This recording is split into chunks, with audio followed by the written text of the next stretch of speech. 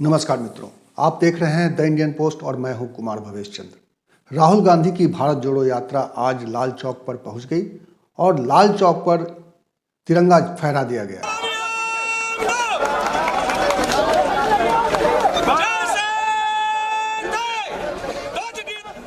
और इसके साथ ही एक राजनीतिक संदेश देश को देने की कोशिश की है। राहुल गांधी की ये यात्रा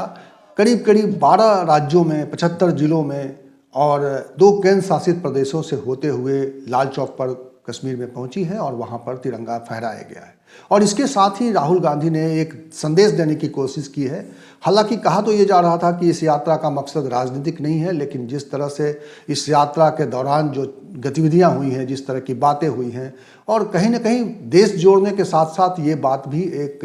सामने रखने की कोशिश की गई है कि कांग्रेस में अभी दम है और कांग्रेस भारतीय जनता पार्टी का मुकाबला कर सकती है। विचारों के आधार पर कांग्रेस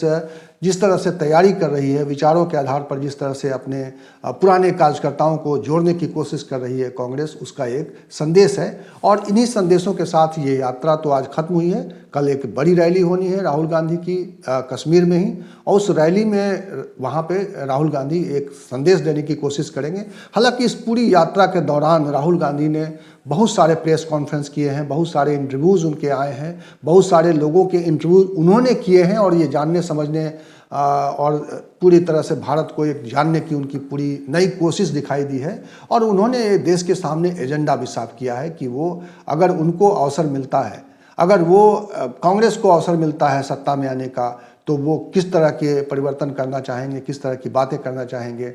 किस तरह के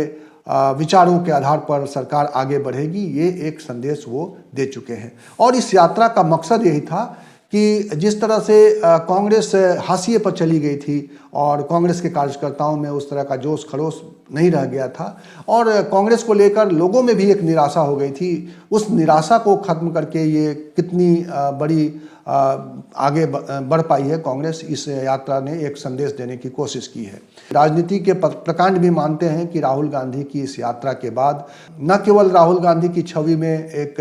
नया तेज दिखाई दे रहा है, बल्कि कांग्रेस की ज़मीन पर ताकत भी पहले के मुकाबले बेहतर दिखाई दे रही है। लेकिन बहुत सारे सवाल हैं जिसको लेकर 2024 में वो कांग्रेस भारतीय जनता पार्टी का कितना मुकाबला कर पाएंगे, ये सवाल अभी बना रहेगा। लेकिन जिस तरह से कांग्रेस ने एक जज्बा दिखाया है, जिस तरह से राहुल गांधी के नेतृत्व में पूरी यात्रा करीब 4000 किलोमीटर की ये यात्रा चलती रही और बिना कुछ बड़े विवाद के इस यात्रा में गतिविधियां हुई, जिस तरह के विचार देश के सामने रखे गए, जिस तरह से लोग आके इस यात्रा से जुड़े, जो कांग्रेस की विचारधारा से बहुत सहमत नहीं है, ऐसे लोगों की भी कमी नहीं है जो इस यात्रा में आकर जुड़े और राहुल गांधी के हाथ मजबूत किए हैं और राहुल गांधी की शख्सियत को मजबूत किया है। तो इस पूरी यात्रा का कई मायने हैं जो आने वाले समय में इस पर चर्चा होगी और अभी से लेकर 2024 के चुनावों तक इस बात की चर्चा ज़रूर होती रहेगी कि राहुल गांधी का व्यक्तित्व एक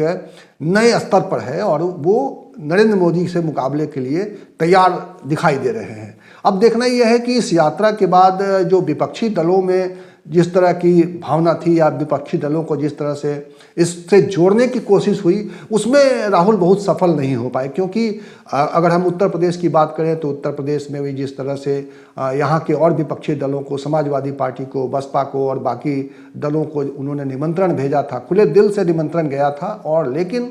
वो शामिल नहीं हुए उस तरह से। तो उन्होंने शुभकामनाएँ दी, समाजवादी पार्टी की ओर से भी शुभकामनाएँ दी गई,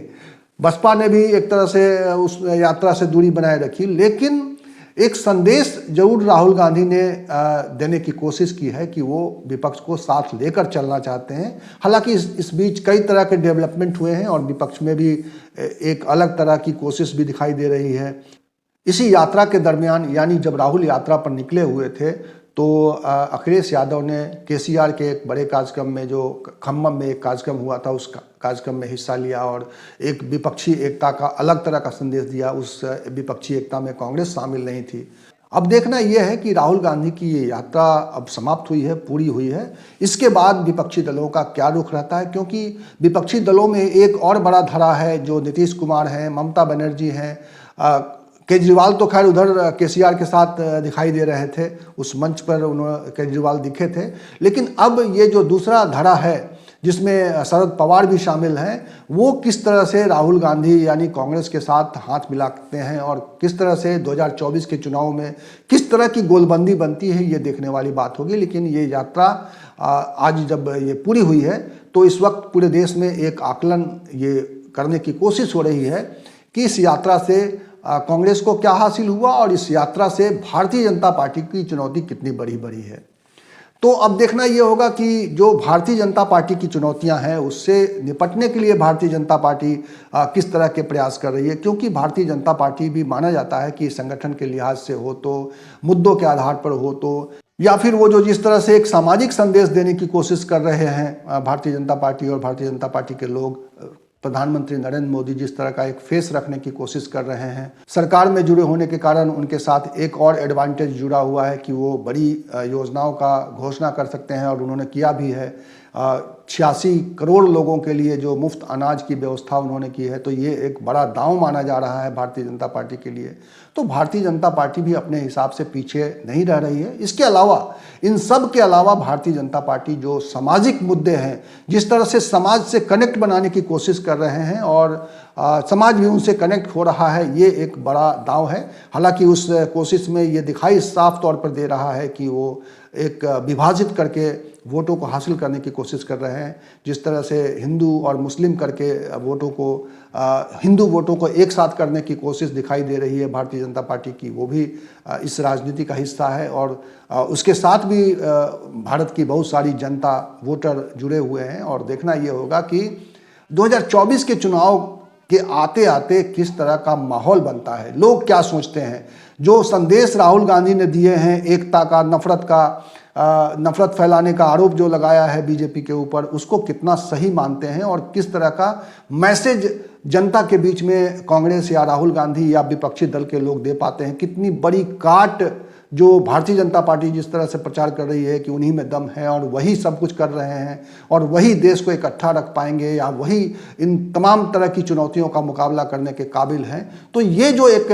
संदेश देने की कोशिश भारतीय जनता पार्टी लगातार कर रही है और ये दिखाने की कोशिश कर रही है कि भारत अब एक नई दिशा की तरफ बढ़ चुका है, जहाँ पर भारत का एक नया रंग होगा, भारत का एक नया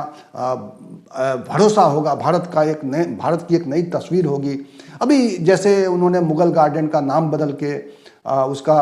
एक अमृत उद्यान नाम रख दिया है, इसको लेकर भी चर्चाएं चल रही हैं। तो भारतीय जनता पार्टी अपने लिहाज से योजनाओं को भी लागू कर रही है और समाज में एक संदेश देने की कोशिश कर रही है कि अब जो भारत आगे बढ़ना चाहता है वो इस तरह से आगे बढ़ना चाहता है और ये संदेश जनता के बीच में है। आखिरकार देखिए, 2024 के चुनाव में जनता को फैसला करना है, पार्टियां फैसला नहीं कर सकती, पार्टियां कोशिश कर सकती हैं और ये कोशिश भारतीय जनता पार्टी की तरफ से दिखाई दे रही है कि वो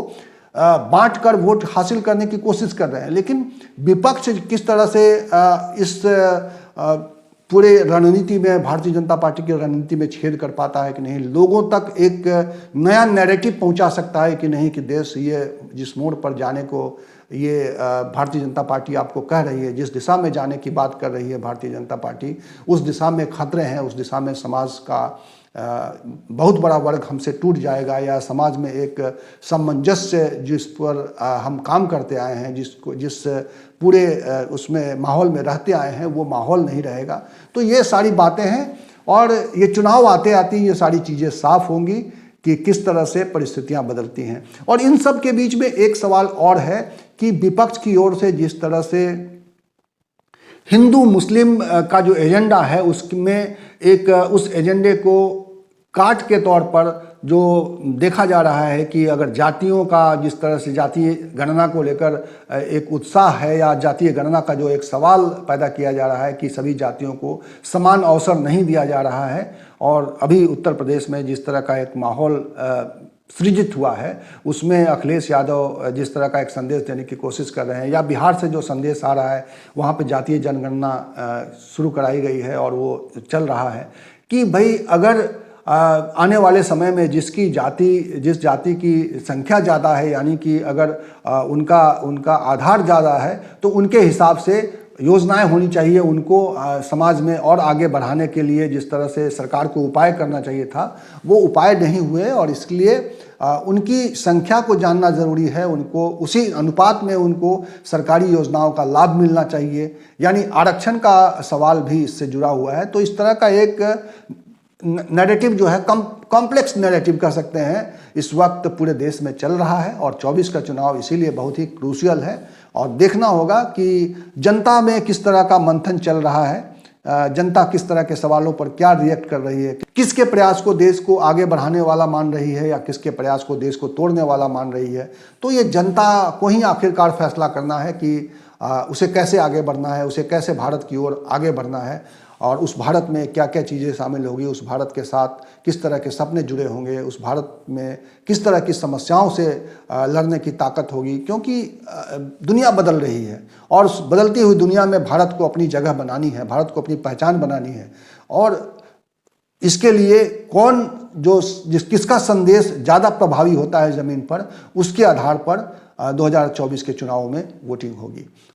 और हम इन तमाम सामाजिक परिस्थितियों पर, इन तमाम राजनीतिक परिस्थितियों पर नज़र बनाए हुए हैं, और समय समय पर आपको हम आगाह करते रहते हैं, बताते रहते हैं। समाज के जो विचार हैं, समाज की जो नब्ज़ है, उसके बारे में हम चर्चा करते रहते हैं। और इसी तरह की चर्चा के साथ हम आगे भी आपसे जुड़ेंगे, और इसी तरह के सवाल के साथ हम आगे भी वीडियो में हाजिर होंगे। इस वीडियो में इतना ही। इसी तरह की चर्चा, इसी तरह के विमर्श और इसी तरह के सवाल के साथ मैं आपके सामने फिर आऊँगा। तब तक के लिए नमस्कार।